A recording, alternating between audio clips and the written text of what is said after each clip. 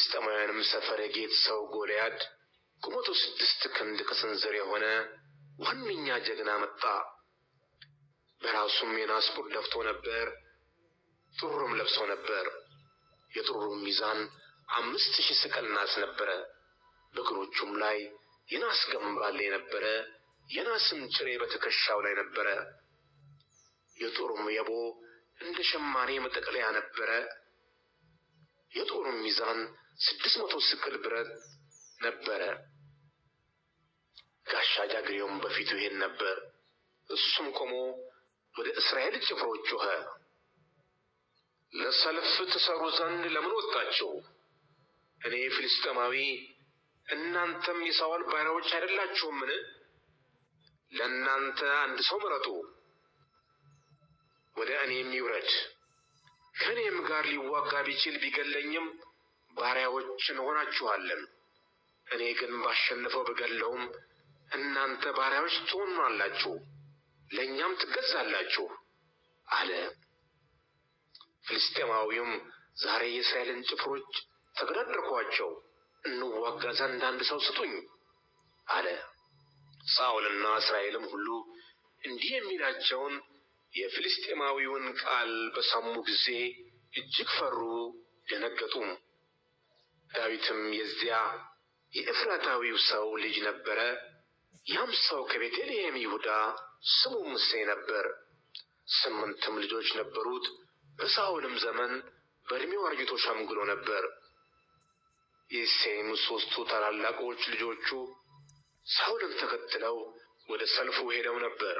ወደ ሰልፉም የሄዱት የ3ቱ ልጆቹ ስም ይህ ነበረ፣ ታላቁ ኤልያብ፣ ሁለተኛውም አሚናዳብ፣ ሦስተኛውም ሳማ ነበረ። ዳዊት የሁሉ ታናሽ ነበረ። 3ቱም ታላላቆች ሳኦልን ተከትለው ነበር። ዳዊትም የአባቱን በጎች ለመጠበቅ ከሳኦል ዘንድ ወደ ቤተልሔም ይመላለስ ነበር። ፍልስጤማዊውም ጠዋትና ማታ ይቀርብ 40 ቀን የሚታይ ነበር። እሴይም ልጁን ዳዊትን እንዲህ አለው፣ ከዚህ ከተጠበሰው እሸት 1 የኢፍ መስፈሪያ፣ እነዚህንም 10 እንጀራዎች ለወንድሞች ውሰድ። ወደ ሰፈሩም ወደ ወንድሞች ፈጥነህ አድርሳቸው። ይህንንም 10ን አይብ ወደ ሻለቃው ውሰደው። የወንድሞችንም ደህንነት ጠይቅ፣ ወሬያቸውንም አምጣልኝ። ሳኦልና እነርሱ የእስራኤል ሰዎች ሁሉ ከፍልስጤማውያን ጋር እየተዋጉ በኤላ ሸለቆ ነበሩ። ዳዊትም ማልዶ ተነሳ፣ በጎቹንም ለጠባቂ ተወ። እሴይም ያዘዘውን ይዞ ሄደ። ጭፍራውም ተሰልፎ ሲወጣ ለሰልፍም ሲጮህ በሰረገሎች ወደ ተከበበው ሰፈር መጣ። እስራኤልና ፍልስጤማውያን ፊት ለፊት ተሰልፈው ነበር። ዳዊትም ዕቃውን በዕቃ ጠባቂው እጅ አኖረው፣ ወደ ሰራዊቱም ሮጠ፣ የወንድሞቹንም ደህንነት ጠየቀ። እርሱም ሲነጋገራቸው እነሆ ጎልያድ የተባለ ያ ዋነኛ ጀግና ፍልስጤማዊ የጌት ሰው ከፍልስጤማውያን ጭፍራ መካከል ወጣ፣ የተናገረውንም ቃል ተናገረ። ዳዊትም ሰማ።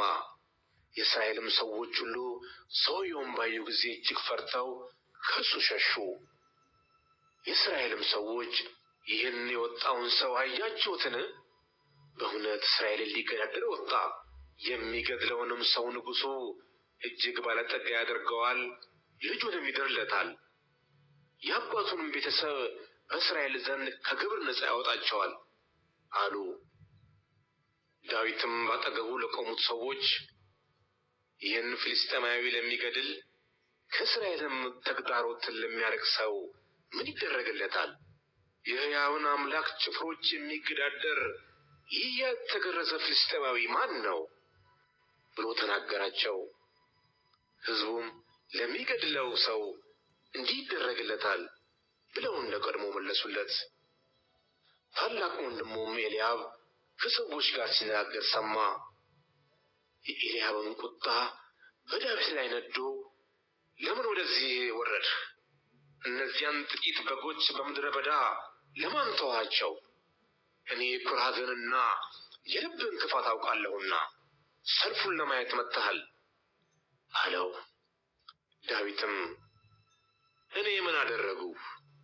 ይህ ታላቅ ነገር አይደለምን? አለ። ዳዊትም ከእርሱ ወደ ሌላ ሰው ዞር አለ፣ እንደዚህም ያለ ነገር ተናገረ። ሕዝቡም እንደ ቀድሞ ያለ ነገር መለሱለት። ዳዊትም የተናገረው ቃል ተሰማ፣ ለሳኦልም ነገሩት፣ ወደ እርሱም አስጠራው። ዳዊትም ሳኦልን ስለ እርሱ የማንም ልብ አይውደቅ፣ እኔ ባሪያ ሄጄ ያንን ፍልስጥኤማዊ እወጋዋለሁ አለው። ሳኦልም ዳዊትን አንተ ገና ብላቴና ነህና እርሱም ከብላቴንነቱ ጀምሮ ጦረኛ ነውና ይህንን ፍልስጥኤማዊ ለመዋጋት ትሄድ ዘንድ አትችልም አለው። ዳዊትም ሳኦልን አለው፣ እኔ ባሪያ የአባቴን በጎች ስጠብቅ አንበሳና ድብ ይመጣ ነበረ፣ ከመንጋውም ጠቦት ይወስድ ነበር። በኋላውም እከተለውና እመታው ነበር፣ ከአፉም አስጥለው ነበር። በተነሳብኝም ጊዜ ጉሮውን ይዤ እመታውና እገለው ነበር። እኔ ባሪያ አንበሳና ድብ መታው። ይህም ያልተገረዘ ፍልስጥኤማዊ የሕያውን አምላክ ጭፍሮች ተገዳድሮአልና ከእነርሱ እንዳንዱ ይሆናል። ዳዊትም ከአንበሳ አለው።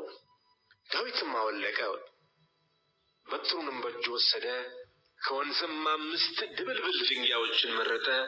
በረኛ ኮረጆውም በኪሱ ከተታቸው፣ ወንጭፍም በእጁ ነበረ። ወደ ፍልስጥኤማዊውም ቀረበ። ፍልስጥኤማዊውም መጥቶ ወደ ዳዊት ቀረበ። ጋሻ ጃግሬውም በፊቱ ይሄድ ነበር። ጎልያድም ዳዊትን ትኩር ብሎ አየው። ቀይ ብላቴና መልኩ ያማረ ነበርና ናቀው።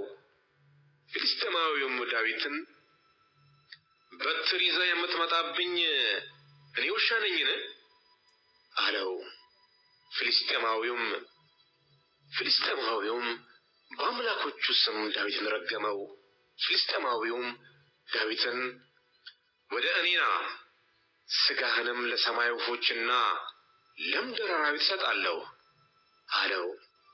ዳዊትም ፍልስጥኤማዊውን አለው፣ አንተ ሰይፍና ጦር ጭሬም ይዘህ ትመጣብኛለህ።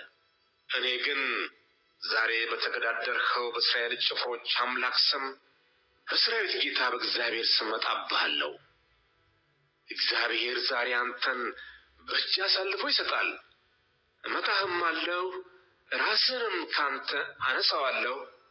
የፍልስጥኤማውያንም ሰራዊት ሬሶች ለሰማይ ወፎችና ለምድር አራዊት ዛሬ እሰጣለሁ። ይኸውም ምድር ሁሉ በእስራኤል ዘንድ አምላክ እንዳለ ታውቅ ዘንድ፣ ይህም ጉባኤ ሁሉ እግዚአብሔር በሰይፍና በጦር የሚያድን እንዳይደለ ያውቅ ዘንድ ነው።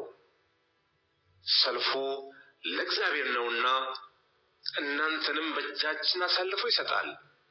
ፍልስጥኤማዊውም ተነስቶ ዳዊትን ሊገናኘው በቀረበ ጊዜ ዳዊት ፍልስጥኤማዊውን ሊገናኘው ወደ ሰልፉ ሮጠ። ዳዊትም እጁን ወደ ኮረጆ አግብቶ አንድ ድንጋይ ወሰደ፣ ወነጨፈውም። ፍልስጥኤማዊውንም ግንባሩን መታ፣ ድንጋዩም በግንባሩ ተቀረቀረ፣ እርሱም በምድር ላይ በፊቱ ተደፋ። ዳዊትም ፍልስጥኤማዊውን በወንጭፍና በድንጋይ አሸነፈው፣ እርሱም በምድር ላይ በፊቱ ተደፋ። ዳዊትም ፍልስጥኤማዊውን በወንጭፍና በድንጋይ አሸነፈው፣ ፍልስጥኤማዊውንም መትቶ ገደለ። በዳዊትም እጅ ሰይፍ አልነበረም። ዳዊትም ሮጦ በፍልስጥኤማዊው ላይ ቆመ፣ ሰይፉንም ይዞ ከሰገባው መዘዘው፣ ገደለውም፣ ራሱንም ቆረጠው።